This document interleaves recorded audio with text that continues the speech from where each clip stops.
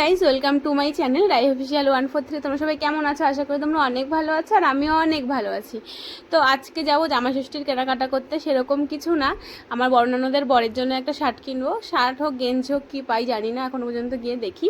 আর আমার মার জন্য একটা শাড়ি কিনবো, আর ঘরের একটা মশারি কেনার কথা আছে, দেখি যদি পাই ভালোর মধ্যে তাহলে কিনবো।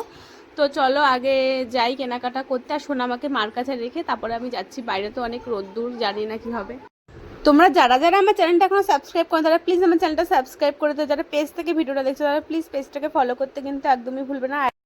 এখনও যারা আমার ইনস্টাগ্রাম অ্যাকাউন্টটা ফলো করি তাড়াতাড়ি গিয়ে ফলো করে আসো, রাই মল্লিক 143 দিয়ে।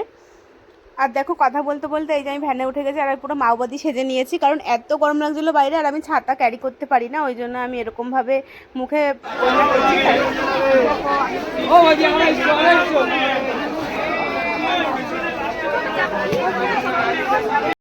দেখেছো তোমরা হাটে কত ভিড় না। আর এই দোকান থেকে মার জন্য একটা কাতান বেনারসি কিনেছি, কি কালার কিনেছি তোমাদেরকে এখনই বলবো না।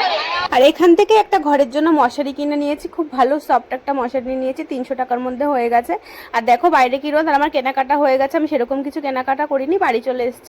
তো কি কি কিনেছি তোমাদেরকে বলি। মার জন্য একটা শাড়ি কিনেছি, আমার ননদের বরের জন্য একটা শার্ট কিনেছি, আর হচ্ছে ঘরের জন্য একটা মশারি কিনেছি, আর সোনামার জন্য একটা জুতো কিনেছি লাল কালারের মধ্যে, আর আমার জন্য একটা কুর্তি কিনেছি।